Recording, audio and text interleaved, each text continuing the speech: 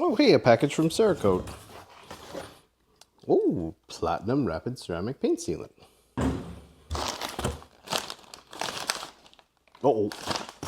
First place, it wins. Bye, bye, bye, bye, bye. Hello, and welcome back to another ranked review. Today we're looking at the Platinum Rapid Ceramic Paint Sealant from Cerakote. Disclosure time. I did not pay for this. They sent it to me. I put up a poll asking if the audience, or the people who saw the poll, at least, wanted brand supplied products in this series, or if they wanted it to be sent by a third party or by a viewer or purchased by myself. And the majority of people, I think it was like 89% or something last time I checked, were okay with it. We were just tested the previous version of this, which I purchased. I did get some for free, but I purchased it before I ever got it for free, so I am familiar with the purchase experience, which was Amazon.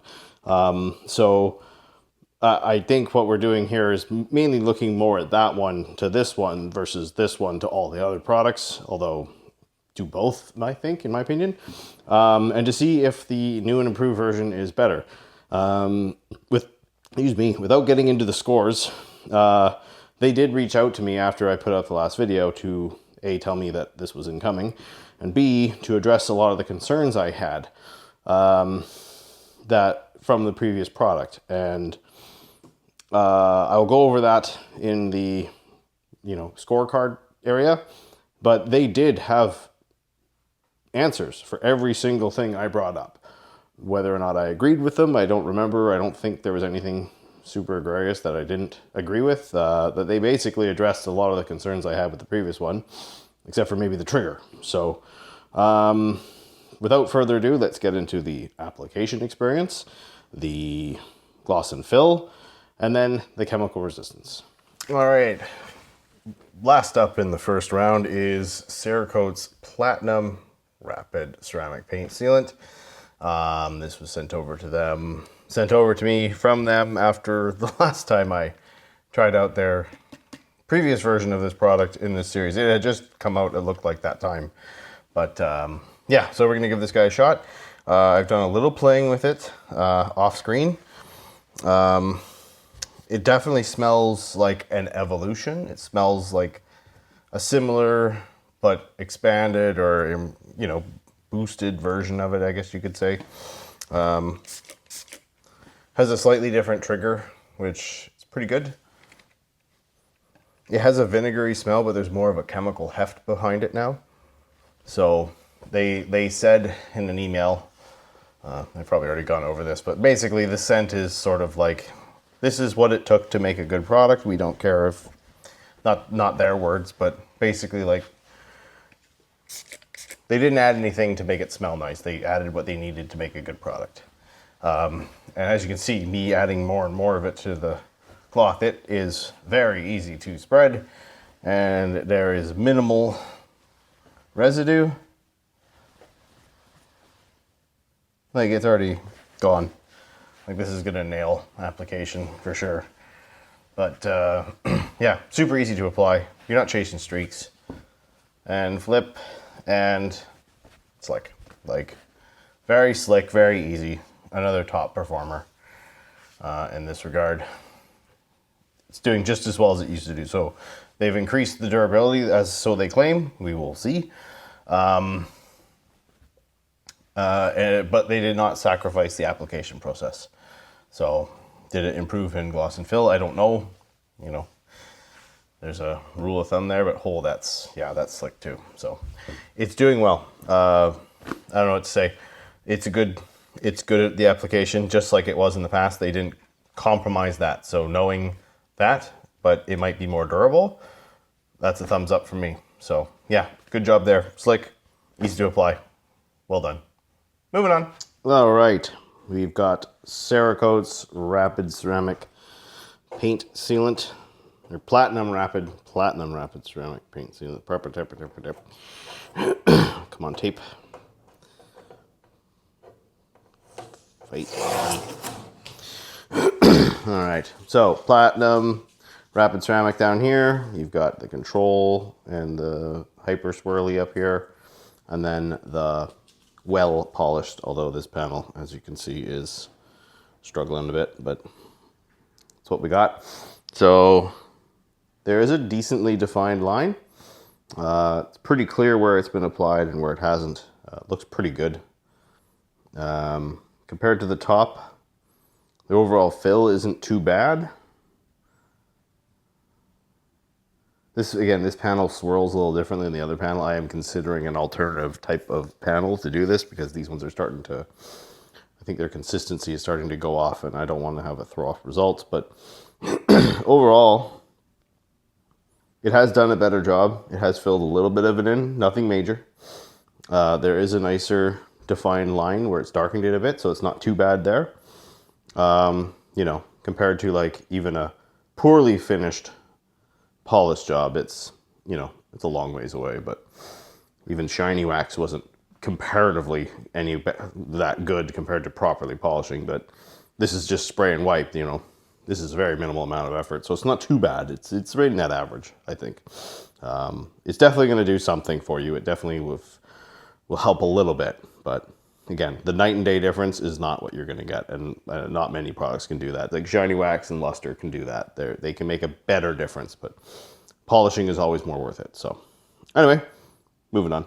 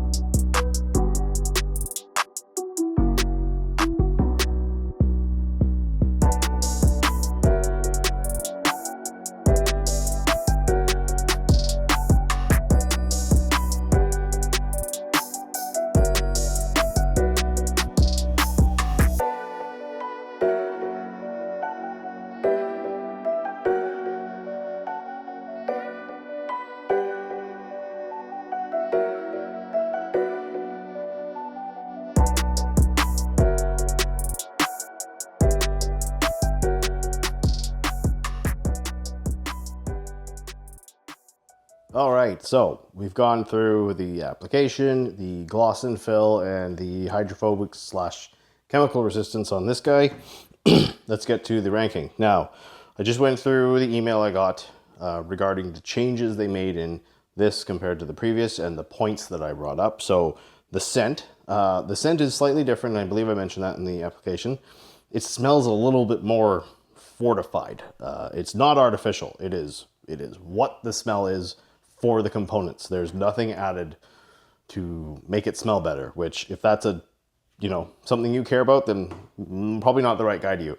It does smell a little more toned down compared to the previous version. It's not quite as sharp, So that's an improvement in my eyes. It's not that bad to use. Again, I only did a small section, not a whole car, but even one section is already better than the previous. So that's nice to see. At least the scent, although is an artificial and, you know, pleasant, is not as pungent. So good work there.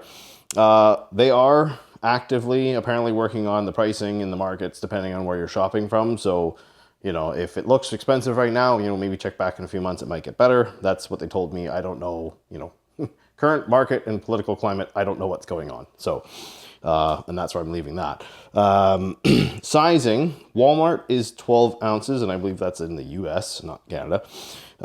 If you buy it from Amazon or direct, you get 14 ounces. So Walmart is the outlier where you only get 12 ounces. Keep that in mind. And the instructions are on the label now. So that was something I didn't like. I didn't like that the immediate usage instructions were not with me when I have the bottle.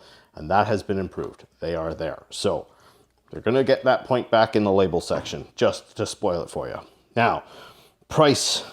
They are working on pricing, but this is the price when I checked it last on Amazon.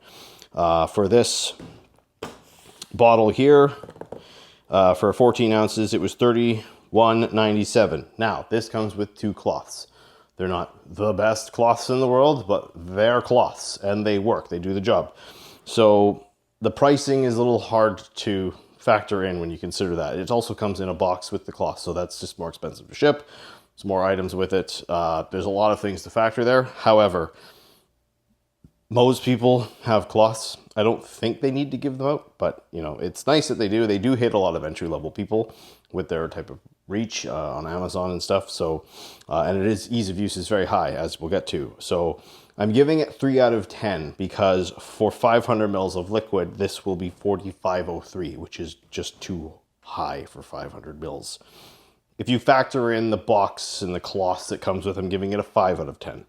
So, but of course I score by the bottle, and this is going to stay at 3 out of 10. Application, 10 out of 10. Super easy to use, super straightforward, doesn't fight you, it's not grippy, it's not draggy. And because the smell isn't as pungent as before, it's not quite as brutal either in that regard. Not that it was brutal, but it's better in that regard as well. So I really like the application, and the slickness is a 9 out of 10. It's very nice and slick on the flip. It's really not a hard product to use, and that's why it's pretty popular on Amazon, because those aren't crazy detail people. Those are just normal people that just want to put something on their car. And if that product is hard to use, you're dead in the water. So they did a good job there, and they haven't lost that considering the other improvements and changes that potentially they have made in the other areas. Hydrophobics. That was a big inhale. 8 out of 10. They're quite good. They are not 9 or 10 out of 10 good, though. They're just a smidge off, but they have nothing to complain about. Like, if you put this on your car and it gets wet, someone's going to see it. Be like, whoa, what's going on with your paint? Like, it's good. It's definitely good. There's a lot of products that have been 6s out of 10, which are just, unless you use the mist setting, they're not round beads. And this is better than that. So that's why it gets an 8. Chemical resistance, it's a 9 out of 10. It was almost a 10, but the very last section, there's a little stretch at the top where it's just succumbed to the chemical. I guess that's the other way to say it. It's just come down a little bit in that one spot. 10 out of 10 is no drop. You cannot drop 1 ounce to get 10 out of 10. So this has dropped a smidge, but it is a very high 9 out of 10. So chemical resistance wise, this is quite stout. Now, real world, totally different scenario, but for this guy, 9 out of 10 on the chemical resistance for what we're looking at today. Filling was 4 out of 10. It's a slightly more than that baseline, you did something, but it's not anything crazy. Again, when you're working on a really polished car, that's where you should be looking to go to get a visual improvement if you've got the time. Again, if you don't have the time, things like shiny wax exist for basically that reason. However, they don't have the hydrophobics or the durability. So you got to ask yourself, if you want good looks and durability, you really need to polish. But this will give a little spruce up. It will help darken things. It will help fill that little median error of the really fine stuff, but it's nothing major. It's not its party piece. So don't go looking to this for massive improvements there. Just won't make it worse, essentially, in a bit. Bottle and trigger.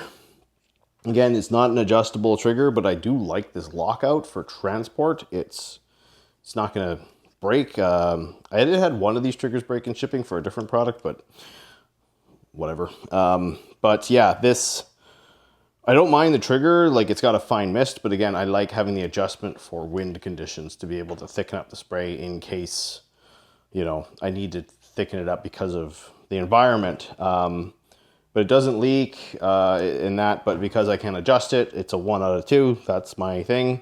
If that's not important to you, you give it a 2 out of 2 on your sheet. The label is 2 out of 2. Congratulations, you put instructions on it. And they're legible, they're easy to follow. There's still a QR code if you want to go more in depth. And yeah, they're, you know, their labels look the business. They're professional without being gaudy, and you know, they catch your attention in all the ways that they should. They're fine labels. I don't have any issues with them. But the instructions are on there now, not just on the box. So that is good. So if you've been tallying at home, you would know that this total is 48 out of 64. This is a high scoring product. And it did a very good job by being easy and slick to use, by having good hydrophobics, good chemical resistance, great chemical resistance. And not completely botching fill, bottle, or label. Now, there's not a lot of points in the bottle and label, but they didn't get the bare minimum score in fill. And they didn't completely tank price, but they are taking a hit in price. If you want to factor in the cloths and give it that 5, then, you know, you're tied for first, essentially. But I don't use the cloths. Like, I didn't use the cloths in this review. I don't use these cloths when I get it. From my type of perspective, the cloths mean nothing to me. They're fine to have for whatever, but they aren't like super high thickness, and like the nap is nice, but they don't have the cushioning that I'd like for that. So anyway, a good strong showing, a good product. It's, you know, probably worth checking out if you've got access to it through Amazon or whatever, and you've got nothing going on and you want to check something. At least Amazon's very easy to order through. But yeah, it's not a bad product. It does a lot of things quite well. So real world durability is where we are going to really test the claims and improvements on the next round. Whenever I get that test set up, when the temperatures warm up, that's where we're going to test this. Again, like chemical resistance, this is not real world durability. So down the road, we will be putting this through a much more rigorous test. It'll be pollen season going into summer. So yeah, stay tuned for that. But that's where we're at for now. Thanks for watching. See you in the next one.